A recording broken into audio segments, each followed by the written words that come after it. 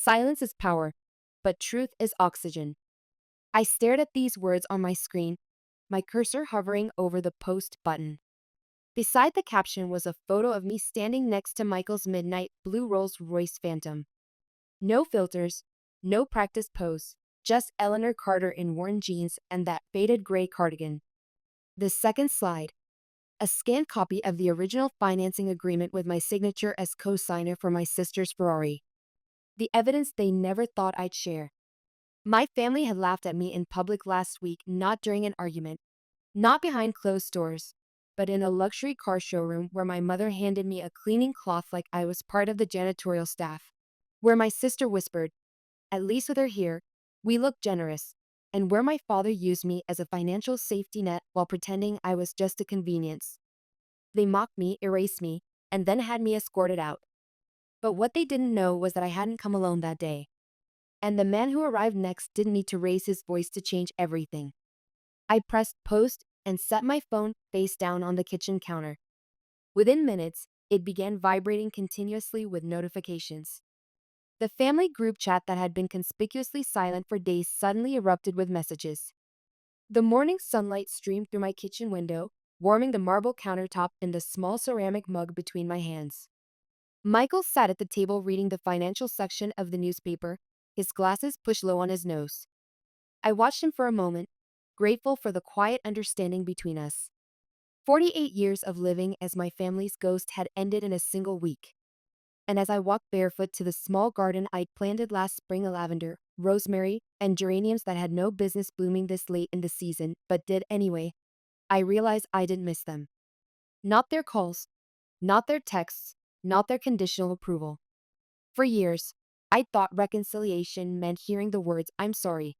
But peace, I was learning, had very little to do with anyone else's timing and everything to do with mine. Flashback, the invitation. The call came 3 days earlier, my mother's voice carrying that distinctive tone of artificial casualness she reserved for when she wanted something. Eleanor? The name rolled off her tongue with practiced sweetness. Samantha's thinking of getting a new car. We're going to that luxury dealership in Boston tomorrow. Thought you might want to join us? Could be fun. I caught myself hesitating, just long enough for her to notice, but not long enough to admit how much I dreaded these family outings. The countless times I'd stood in corners watching my sister shine while I faded into wallpaper. Sure, Mom. What time? I answered, my voice steady despite the knot forming in my stomach. 10 o'clock. And Eleanor? She paused, searching for a word that wouldn't sound too critical. Wear something. Presentable.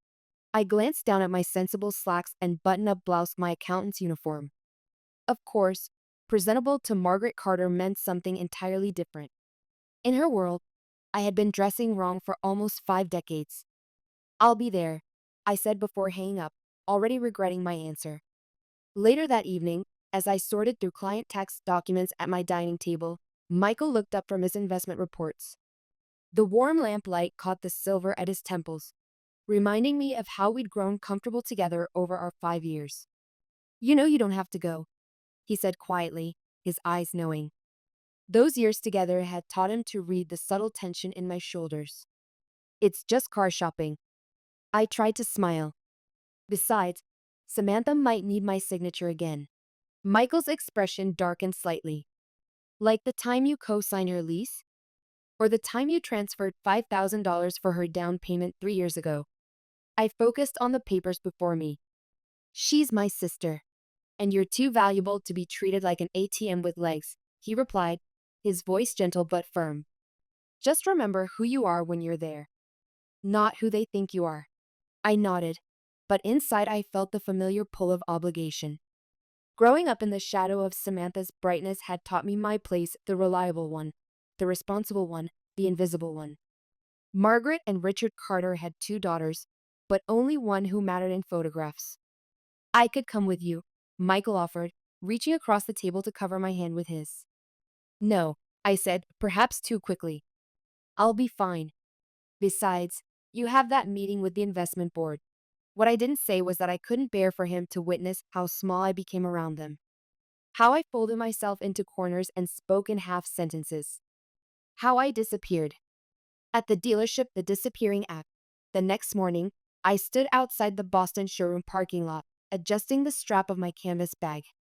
Despite the spring sunshine, a chill ran through me as I watched Samantha arrive, her gold-tinted sunglasses catching the light, Louis Vuitton heels clicking purposefully across the pavement. At 52, my sister had mastered the art of looking 10 years younger, a skill our mother had drilled into her since childhood. Eleanor, she air kissed near my cheek. You made it. Mom and Dad are already inside. Her eyes flicked over my gray cardigan and jeans with barely concealed disappointment. Though I'd chosen my best pair, they were still just jeans in her world of designer labels and carefully cultivated appearances. The showroom gleamed with polished chrome and expensive silence. My parents walked through the space like they owned it. My sister smiled like she belonged there. Sales associates practically fell over themselves to greet them. No one looked at me. No one asked if I needed anything. Mom didn't introduce me. Dad wandered toward a Porsche like he already knew what Samantha would choose. I trailed behind them, careful not to bump into anything that looked like it cost more than my last 4 paychecks combined. I vanished not physically, but in the way that had become familiar since childhood. Present but unseen. There, but not there. Samantha pointed at a bright red Ferrari, laughed that practiced laugh of hers, and motioned for one of the salesmen to follow her. This is more my style, she said, and everyone nodded as if she'd said something profound. I drifted to a sleek, dark blue model tucked in the back corner. It was understated, quiet, the kind of car someone would drive if they didn't need to announce their presence to the world. I liked that. That's when Dad approached, his 75-year-old frame still carrying the authority of his banking days. Eleanor, sweetheart, he said, casual as could be, handing me a thin stack of papers. Just a formality since you're already here. Might as well help us get the financing started. I blinked. What is this? Showroom paperwork, he shrugged. No big deal. He tapped where my name was already printed. Already printed. I looked up. Samantha was watching from across the room, her lips curled into something that wasn't quite a smile, but she didn't say a word. Dad patted my shoulder just once. You've always been the responsible one. I don't know why I signed. Maybe it was habit, maybe it was exhaustion, maybe it was the part of me that still wanted to be useful. But the dealership name was on top, the loan language circled in blue pen, and my name appeared 3 different times. When I handed it back, Samantha had already turned away, her attention captured by the leather interior options. A few minutes later, my phone buzzed. I looked down at a notification from our family group chat, except it wasn't meant for me. I could tell by the way the message was worded. A screenshot sent by mistake. Let her come. Her face makes us look generous. Below that, 3 laughing emojis. Then, don't worry, she still thinks she matters. The message was from Samantha to her parents. I didn't flinch, didn't cry, just stared. Across the room, my mother was complimenting the stitching on a car seat. My father chuckled at something Samantha had said. The salesman laughed too, though I doubt he understood the joke. And me? I stood there holding my phone like it had betrayed me. I should have walked over, should have screamed, should have thrown the phone at their faces. But I didn't. I locked the screen, slipped the phone into my back pocket, and looked around that showroom like I was seeing it for the first time. Not the cars, but the reflection of who I was to them. I walked toward the exit without saying a word. The first humiliation, glass reflections. Outside, the sunlight felt sharp and indifferent. I wrapped my cardigan tighter around me, my shoes echoing against the pavement. I didn't look back because in that moment I knew something had changed. Not in them, in me. I shouldn't have come. I whispered to myself, but maybe I needed to. Maybe sometimes you have to be erased to finally see the outline of your own worth. I didn't make it to the parking lot. My feet had carried me toward the exit, but something in my chest hadn't followed. I reached the sidewalk, took one breath, then another, and instead of heading to the street, I turned and circled the building slowly, keeping close to the wall as if trying not to be noticed. Back near the valet entrance, I slipped in behind a delivery driver unloading bottled water. No one looked twice. I moved down the side hallway until I found myself tucked near the service lounge, half shielded by a column but with a clear view of the main floor. I don't know why I stayed. Maybe I needed to see them one more time and not just how they looked, but who they became when they thought I wasn't watching. They were still by the Ferraris. Samantha stood beaming, one hand on her hip like she was posing for a photo no one had asked for. My mother had taken off her jacket and was chatting with a couple by the coffee machine like she belonged to their social club. My father was animated, telling some story loud enough to be overheard. I remained still, a shadow in my own family's narrative. That's when Samantha noticed me. She tilted her head, gave that rehearsed pageant smile, and strolled toward me. In her hand, a bright yellow microfiber cloth. "Oh, hey," she said sweetly, "since you're already here." She handed me the cloth. "You missed a spot," she added, nodding toward a crimson Ferrari behind me. "Might as well make yourself useful." A salesman chuckled. My father smirked. And my mother? My mother laughed genuinely. "Oh, stop," she said, waving one hand dismissively. "Don't be dramatic, Eleanor. It's just a joke." A joke. Customers looked over. One woman smirked. Another whispered something to her husband, who didn't even try to hide his grin. I stared at the cloth in my hand. It felt heavier than it should have, like a symbol, like a test. I walked to the car, looked at my reflection in the polished surface, wiped once a slow, deliberate, then placed the cloth on the hood and turned back without a word. Samantha had already moved on, flipping her hair and sashing toward a man in a charcoal suit. I stayed near the edge of the room. The noise faded around me. Time stretched and twisted until all I could hear were fragments of voices overlapping. "She's got real taste, this one. Samantha, right? She's expanding her brand next quarter, probably going national." And then came my mother's voice, clear and thoughtless. "Samantha's always been the one with presence, not like you know who. Some women just look like they settled, no offense."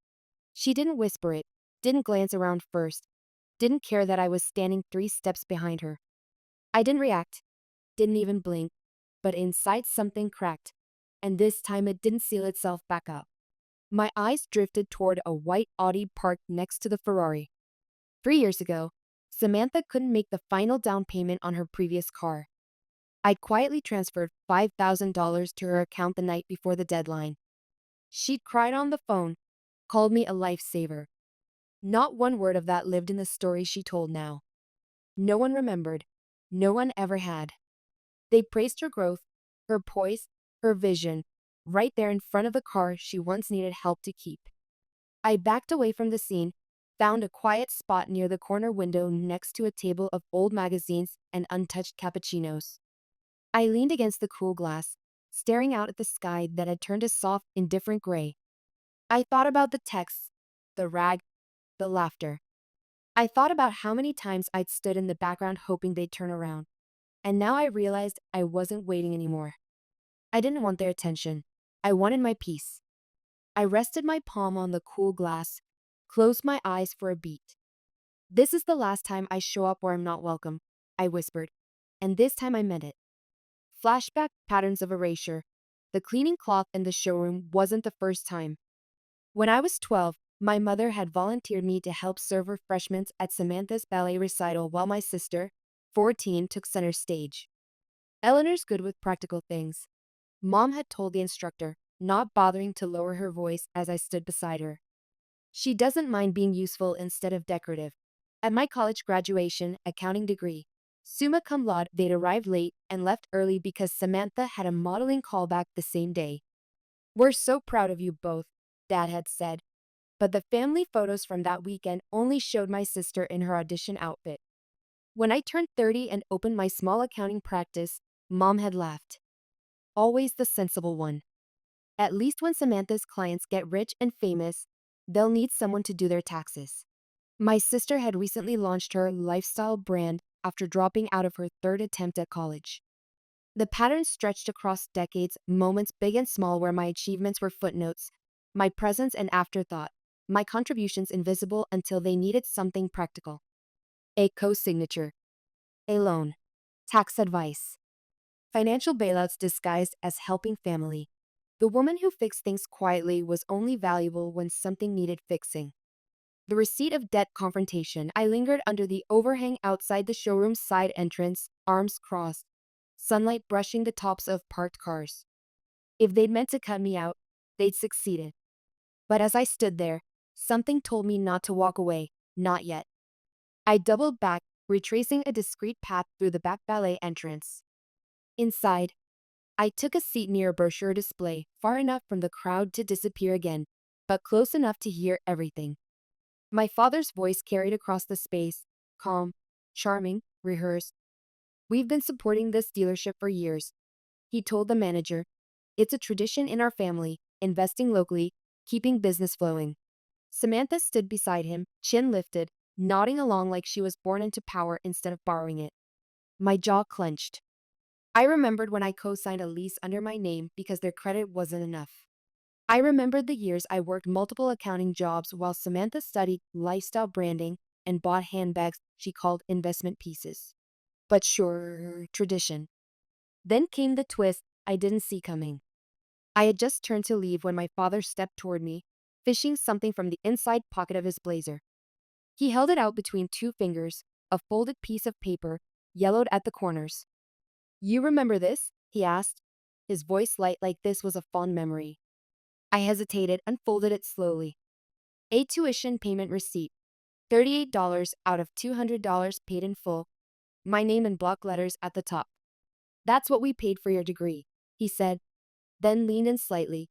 "We never asked for anything back, but gratitude's not so hard, is it?" I stared at the ink, at the numbers, and I understood. This wasn't a reminder. It was a receipt for a debt they believed I still owed. Every word behind his smile said the same thing. "You're lucky we let you sit at the table." I folded the paper and handed it back. "No worries," I said quietly. "I've paid it 1,000 times over." He didn't respond, just smiled like I hadn't spoken. The tension between us sharpened to a new edge. I turned toward the side exit, ready to walk away before I said something that couldn't be unsaid. But as I stepped forward, a man in a gray blazer blocked my path. "Excuse me, ma'am," he said carefully, clipboard in hand.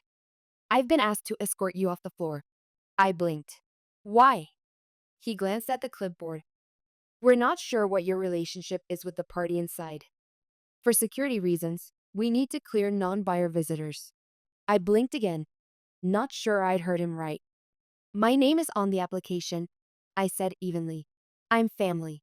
He paused, hesitated, then looked to the side where a uniformed security guard was already approaching. I didn't fight it, didn't raise my voice, but looked him straight in the eye. "Are you escorting them too?" I asked, tilting my head toward my family still laughing by the Ferrari. He didn't answer. He didn't have to. I nodded once, brushed past both men, and walked to the exit. Not fast, but slow, deliberate. From the corner of my eye, I caught David, the younger salesman who'd offered me water earlier, watching. He mouthed something as I passed. I think it was, "I'm sorry." But no one said it out loud. No one stopped it. Outside, the sun had shifted slightly, casting long shadows across the lot. I stood by the valet railing, hands resting on the cold metal bar. I didn't cry, didn't even blink. They were trying to erase me from the showroom, from the story. But the thing about erasure, sometimes it just makes space for something louder. And I was ready to speak. The bracelet, "Remember your worth." They expected me to disappear quietly, humiliated and small. Instead, I stayed right there. I didn't pace, didn't flinch. I leaned against a short concrete pillar near the valet loop, letting the late afternoon sun fall on my shoulders. From that angle, I could still see them through the glossy showroom windows, smiling for photos, clinking their water bottles like they'd won something. I adjusted the cuff of my sleeve and felt something cool brush against my skin. I looked down. The bracelet. It had been so long since I thought of it as anything more than an accessory, a thin silver band with an almost invisible inscription inside. Michael had given it to me before our third anniversary. I remember the way he said it, quietly in the kitchen while I was organizing client receipts. "You don't have to prove your worth," he told me, "but I know you'll keep trying anyway." Back then, I laughed, shrugged it off. Today, those words felt like lifelines. I turned the bracelet slowly on my wrist and ran my thumb across the inside. There it was, still faint but etched. You don't have to prove your worth. Not here. Not anymore. That tiny message wrapped around my wrist like armor was the only voice I needed in that moment. Inside, Samantha raised a champagne flute like she was hosting a gala, not just test driving a car. My mother stood next to her, eyes glowing with approval like she'd finally shaped Samantha into the presentable daughter she always wanted, someone who wouldn't hesitate to throw her own sister under the bus to maintain an illusion. I watched my reflection in the showroom glass. I didn't look like them, not in designer heels or polished curls or fake affection for strangers who mispronounced our last name. But I looked real. I looked like someone who'd finally woken up. Footsteps approached slowly from the side. I didn't turn around. Hey, a voice said, soft but clear. Mind if I stand here? It was David, the younger salesman. I recognized the lanyard still hanging from his neck, but he had taken off his jacket as if he'd clocked out early. He didn't say much, just stood beside me, both of us looking forward like we were watching a street performance neither of us understood. I saw what happened, he said after a beat. Back there. That wasn't right. I stayed quiet. I don't know your story, he continued, but I think you should know people noticed. I glanced at him. He wasn't looking at me, just staring out at the street like it held answers. You handled it better than I would have, he added, hands stuffed into his pockets. Most folks would have shouted, caused a scene. You just walked away. Walking away is not weakness, I said more to myself than him.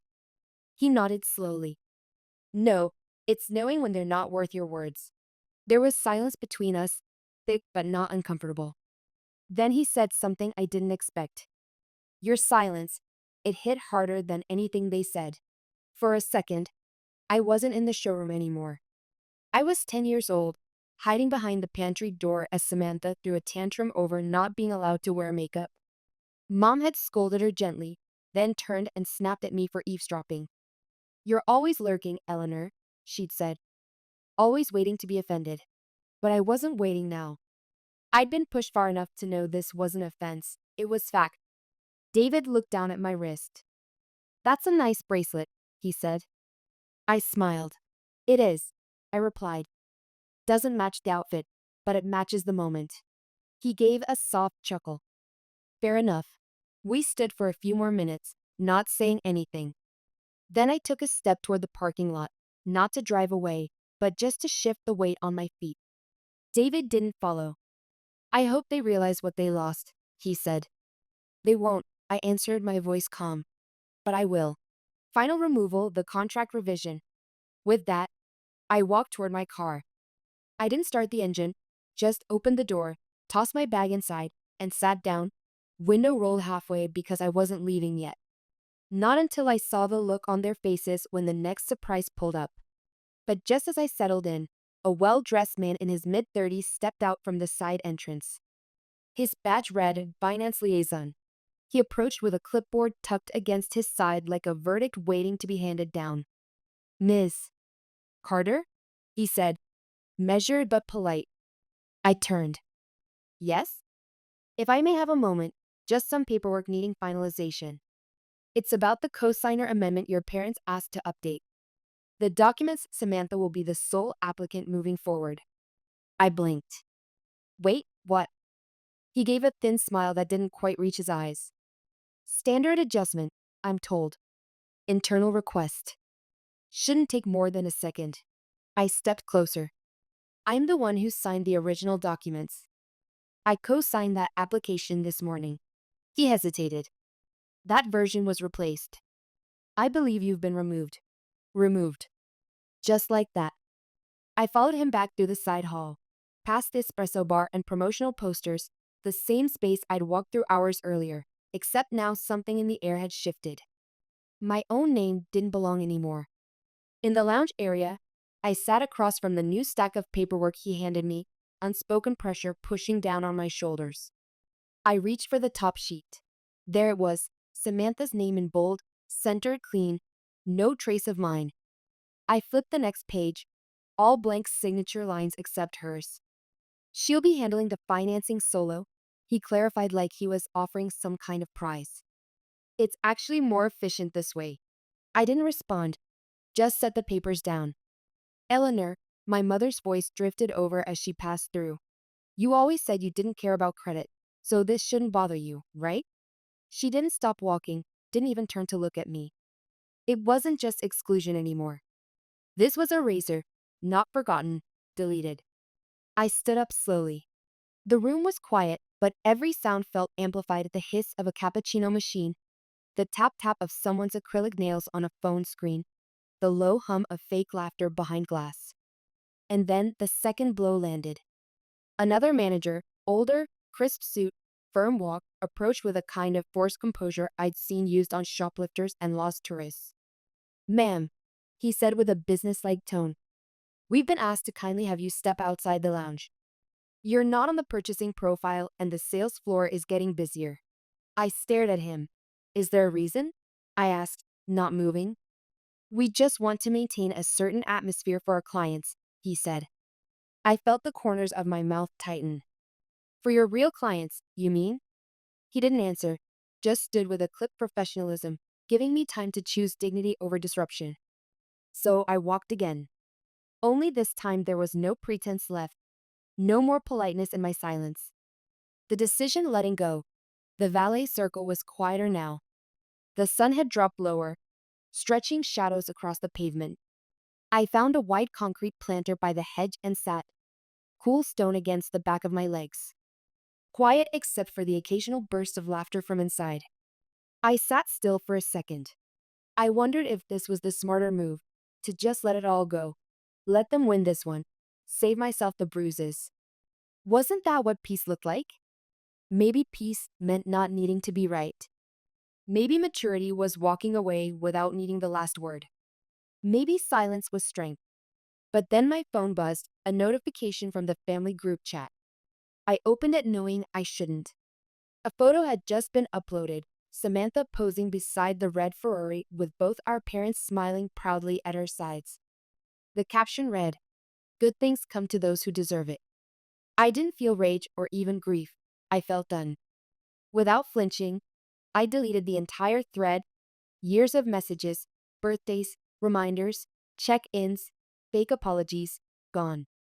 Not because I was angry, but because I was done cataloging a life where I only ever showed up to prove I didn't need a seat. I put my phone down and looked out over the street, quiet and dusky now. And I stayed. No plans, no speeches, no grand revenge yet. Just the beginning of a different kind of presence, one they wouldn't see coming because they never really saw me at all. Michael's arrival, the silent statement. I hadn't moved from the planter. The light had softened around me, tinting the pavement with a golden wash. The showroom glass still reflected my family's laughter. Samantha's voice floated through faintly when the door opened to let a couple out, a flash of her laugh. Then it closed again like a scene looping inside a snow globe I no longer lived in. But outside I had space. No one looking through me, no one asking for my signature, my silence, my seat in the shadows. Then I heard it before I saw it. The low velvety hum of an engine so smooth it didn't growl, it announced. The kind of sound that didn't have to prove anything. The valet line shifted. Even from where I sat, I could see heads turn. And then it pulled into view. A Rolls Royce Phantom extended, midnight blue, clean enough to swallow the sky. The chrome on the grille didn't just gleam, it judged. The logo alone probably cost more than Samantha's entire wardrobe. It rolled up with the unbothered confidence of someone who knows they're never asked to explain. My sister, visible now behind the glass wall, froze mid-gesture, her fingers always fluttering when she spoke suddenly still. Our mother stood beside her, confusion tightening around her mouth. I stood up, brushing off my jeans, not in preparation, but in quiet recognition. I didn't smile, not even a twitch. I just stood and waited. The driver door opened slowly, and there he was, Michael, tailored suit, steady gait, face unreadable but not cold, not this time. He rounded the car, buttoning his jacket with one fluid motion. I didn't expect a speech. He never gave those. When he reached the passenger door, he opened it like it was a ceremony. "Ready?" he asked. That was all.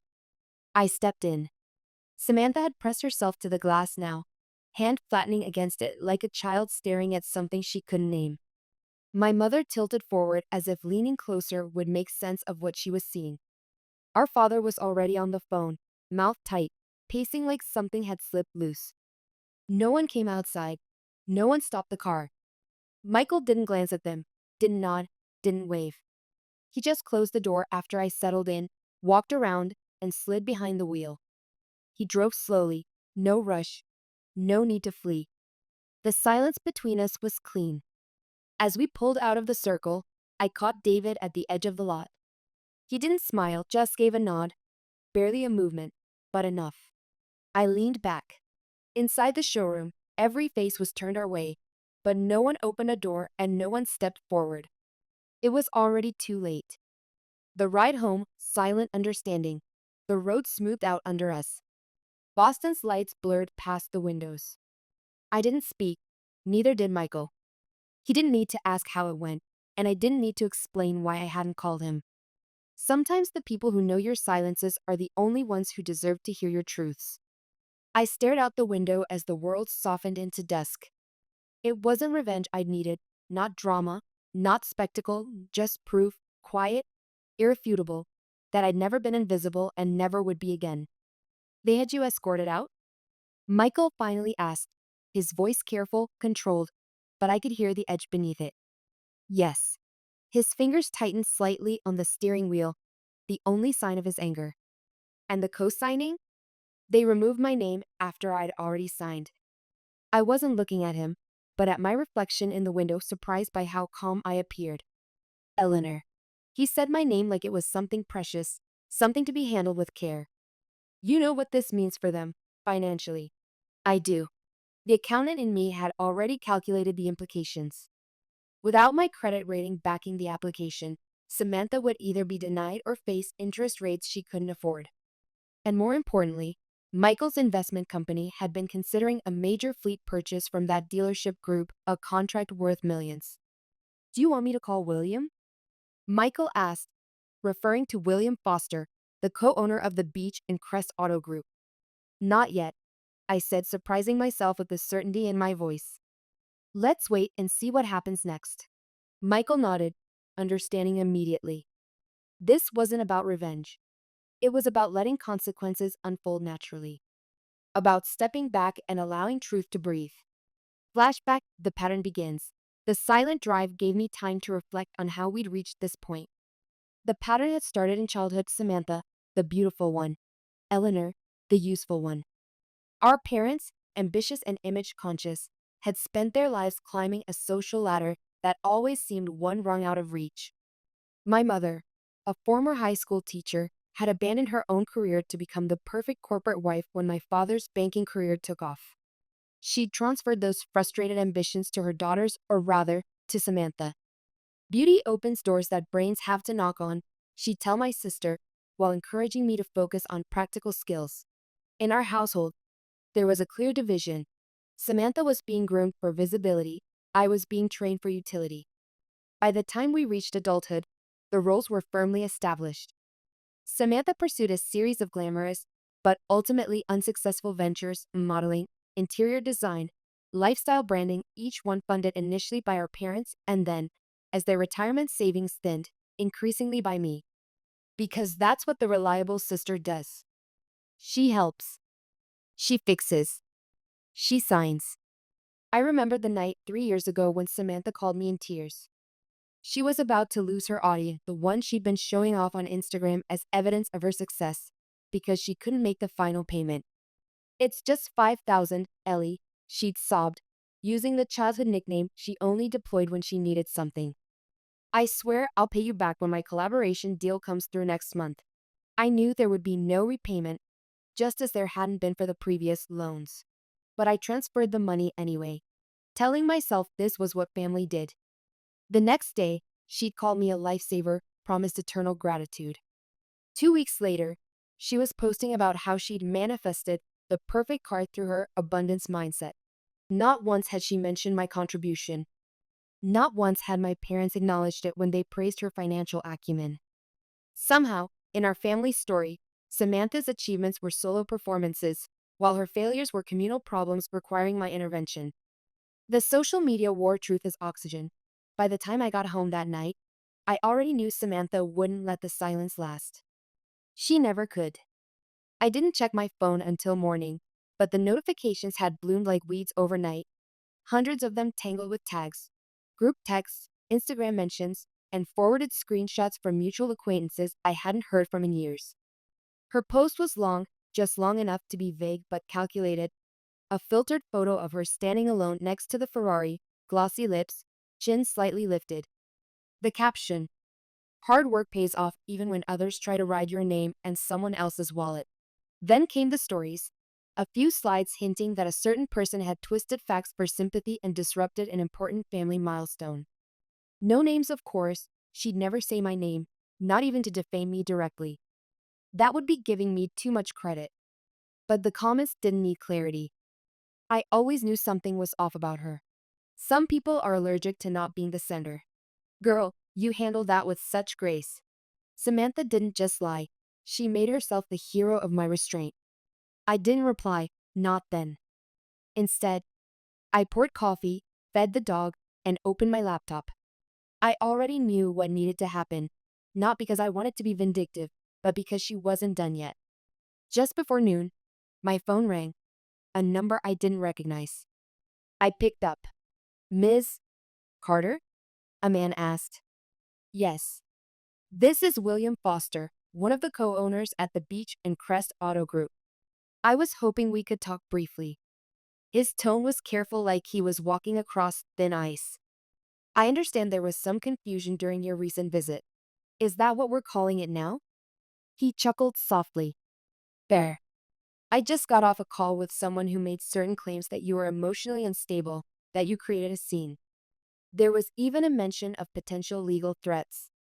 I let the silence hang. And you believed her? I didn't say that. I said I heard it. I nodded, though he couldn't see me. Would you like to see what I brought with me that day? Actually, he said quickly, I was about to ask if you'd be willing to meet this afternoon in person, just you and me. I'll be there in an hour. The evidence setting the record straight. The meeting took place in a private lounge off the main dealership floor. No cameras, no marketing banners, just two chairs, a small glass table, and a pitcher of water. William Foster was already seated when I walked in, tie loosened slightly, brows furrowed with fatigue or hesitation. I couldn't tell which. I didn't sit right away. I placed the folder on the table. He looked at it like it might bite. First, I said, my original co-signature on the purchase document, including timestamps. I slid it forward. Second, text messages from my sister and mother asking me to sign just for convenience, not because I was actually part of the purchase, of course. Another set of papers. Third, screenshots from our family group chat, including the one where I was called a useful liability. His face twitched. And finally, I said, pulling out my phone, an audio recording from the lounge area about 10 minutes before I was asked to leave. I tapped play. Samantha's voice filled the room, clear and sharp. She thinks she's involved. She's just here to make us look generous. Trust me, she's too used to being invisible to fight back. I stopped the audio, looked up. William's hands were folded tightly on the table. She said all that in your building, I added, on a day when she was representing your brand. He cleared his throat. I appreciate the clarity. No lawsuits, I said flatly. No public statements unless she keeps pushing. I'm not here to make trouble, but I'm also not here to be her footnote. He nodded slowly. Understood. And if I were you, I added, I'd rethink who gets to represent your image. As I stood to leave, he stopped me with a question. Miss Carter, if you don't mind my asking, why did you sign those papers in the first place? I paused at the door, considering his question. There were many answers I could have given: habit, obligation, hope. Instead, I gave him the truth. Because sometimes the people who know better still need to learn the hard way. The quiet response: silence and truth. That evening, I didn't post a paragraph, didn't rant or explain or hint. I sat at my desk for a long time, Michael watching me carefully from across the room, neither pushing nor retreating. What are you thinking? He finally asked. That I don't owe the world my side of the story, I replied, but I do owe myself the truth. I uploaded one picture, standing beside the Rolls Royce. No filters, no posts, just me in jeans, hands by my side, eyes steady. The next slide, a scanned copy of the original financing agreement, my name, my contribution, stamped and signed.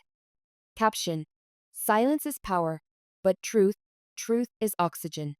I didn't refresh the comments, didn't check who posted, didn't need to because 15 minutes later, the family group chat, which had been curiously silent all day, lit up again. A single message from David. That was the quietest takedown I've ever seen. You earned every second. By sunrise, the fire Samantha started was already burning down. I didn't have to throw gasoline. The truth had a way of catching its own wind. Family dinner, the confrontation. Still, just before noon, my father called. Your mother, and I think it's time to clear the air, he said like it was a weather report. Family dinner tonight, 6 o'clock, Bellamari. He didn't ask, he expected. I could have declined. I should have, but something told me the storm hadn't passed. It had only changed direction. So I went, and this time I didn't show up in jeans. I wore a cobalt blue dress that fit like I'd been saving it for this moment, not loud, not dramatic, just enough to remind the room I hadn't disappeared. When I walked into the restaurant, heads turned, not because of the dress or the heels or the way my hair fell to one side, but because for once Samantha wasn't the first person anyone noticed. She was already seated, of course, at the center of the table, laughing too loud, sipping from a glass of wine like it was a trophy. My parents sat across from her, their posture tight, nervous smiles thin and cracked. When I pulled out my chair, the conversation stalled, and I felt it, that shifting air, the silence that followed a new presence, not the kind that demanded space, but the kind that changed the shape of the room. Growing up, Margaret and Richard Carter had wanted their daughters to embody two different American dreams. Samantha would be the beautiful success story, marrying well and moving in elite circles, while I would be the steady professional, the safety net, the one who maintained the family's practical foundation. But sitting there in Bellamari, I realized they'd never imagined a third possibility, that I might step out of the supporting role they'd assigned me. Dinner started with tight-lipped questions and thinner answers. How's your week been? Busy. How's Michael? He's good, traveling less these days. Small talk floated between us, hollow and fragile like china cups set on an already tilting table. Halfway through the sea bass, my phone buzzed beside my plate. It was an email forwarded from Michael, subject: contract withdrawal confirmation. I opened it with 2 taps, and there it was, his message to the beach and Crest dealership board. Due to public reputation concerns and ethical alignment with our values, we are formally suspending the corporate acquisition for the Q3 luxury fleet order. Effective immediately. I didn't look up right away, but I didn't have to. Samantha's voice cracked first. What? My father leaned forward. What did you just see? I turned my screen toward them, held it steady. Their faces changed. My mother's lips pressed together. You didn't have to go that far, she muttered. I tilted my head. Far? I didn't go far. I just stopped being quiet. The silverware clinked against half-finished plates. A waiter passed, then retreated quickly. Samantha's hands trembled on the tablecloth. You've always needed to win, she hissed. Even as a kid, you couldn't just let me have one thing, not even this. I met her eyes, calm, clear. You mean the showroom I helped you fund? The tuition bills I quietly paid when mom and dad forgot your scholarship didn't cover summer classes? Or do you mean the silence I gave you every time you called me a side character in my own life? Her jaw locked. My father looked like he might stand. No one did, not even her. For the first time, no one defended her. And I didn't raise my voice. I didn't need to. We've always supported both of you, my mother said, her voice tighter than her smile. We've always wanted what's best. No, I replied quietly. You wanted what looked best. There's a difference. This isn't fair, Eleanor, my father interjected. Family helps family. That's how it works. Except I was never really family, was I? I set my napkin beside my plate. I was inventory, useful when needed, invisible when not. And I accepted that role for far too long. You're being dramatic, Samantha said, but there was uncertainty in her voice now. Just because you're jealous of. I'm not jealous, Samantha, I interrupted, the first time I could remember doing so in decades. I'm awake. And I'm done. I excused myself after dessert. Didn't wait for goodbyes. Didn't leave my coat behind for an excuse to return. On the drive home, the city lights blurred into long streaks, my hands steady on the wheel, my thoughts quieter than I expected. The community response unexpected validation. When I got home, there was a single envelope slipped under the door. I bent to pick it up. No stamp, no return address, just my name in soft ink. Inside was a formal letter from the whole board of our community. They'd seen the recent public fallout, the Instagram stories, the reposts, the contract screenshots, and the final paragraph read, "Given the misalignment with community values and integrity standards, we're removing Samantha Carter from our sponsored public events and marketing placements. If you're open to partnership opportunities, we would welcome your presence in future initiatives." I read it twice, then once more, not because I needed validation, but because for the first time it was offered freely, no strings, no guilt trips, no quiet debts disguised as favors, just acknowledgement. Later that night, I stepped into the bedroom and placed the silver bracelet on my dresser. I didn't need it today. I hadn't touched it once, but I wasn't putting it away. It was part of the woman who walked out of that showroom, and that woman, she was never walking back in the same way again. Epilogue of the garden. The next morning came quietly as if the world itself had decided not to interfere. Sunlight drifted through the kitchen window in long golden streaks. It warmed the marble counter, the small ceramic mug in my hands, and the corner of the garden I could see from the back porch. Michael sat at the table reading the paper, his glasses pushed low on his nose. There was no article about Samantha, no headline scandal, just a business brief on market shifts and community updates, peace disguised in print. I stirred a little honey into my tea and walked barefoot to the small patch of green I'd planted last spring, lavender, rosemary, a few geraniums that had no business blooming this late in the season, but did anyway. No buzzing from my phone, no calls, no apologies, and surprisingly, I didn't miss them. For years, I thought reconciliation meant hearing the words, "I'm sorry." But peace, I was learning, had very little to do with anyone else's timing and everything to do with mine. I set the watering can down and leaned against the garden post, letting the warmth of the mug seep through my fingers. It felt earned, not given, not begged for, earned.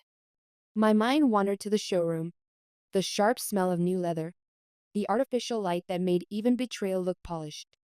I remembered the way Samantha smiled when she handed me that rag. "You missed a spot," and how my mother chuckled. "Don't be dramatic, it's just a joke."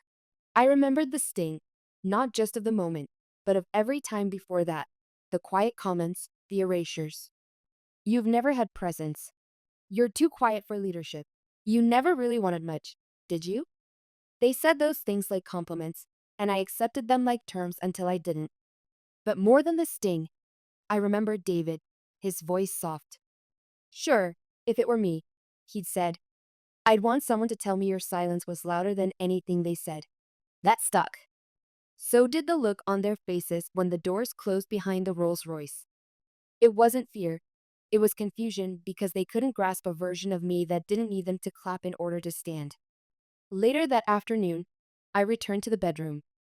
The drawer where I kept the silver bracelet sat slightly ajar. I opened it slowly and lifted the chain into the light. It still caught the sun just right. I turned it over in my palm, tracing the engraving with my thumb.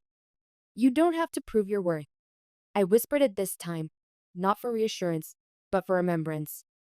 Then I placed it inside a small wooden box, not out of anger, out of completion. That version of me, she's resting now. I glanced at my phone on the nightstand, 3 unread messages. From my mother, "Can we talk?" From Samantha, "You made your point, hope it was worth it." And from David, "The new interns are in awe of you, quiet but sharp, don't ever doubt your impact." I replied to David with one line, "Thank you for seeing me." The other 2, I left them unread. That wasn't spite, that was clarity. I stepped out onto the porch just as a soft breeze rolled through, stirring the herbs in the hem of my linen shirt. The air smelled clean, like new beginnings without ceremony. I thought about all the people I'd tried to keep close out of duty, not joy, all the explanations I'd offered to people committed to misunderstanding me. People think forgiveness means giving others another chance. I said aloud to no one in particular. Sometimes forgiveness is giving yourself a new story without them in it. I stood a little taller, not because I was proud, but because I no longer felt small. And it was strange how silence didn't feel lonely anymore.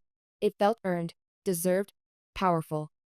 The flowers I planted last year, tender, uncertain, were now blooming without permission.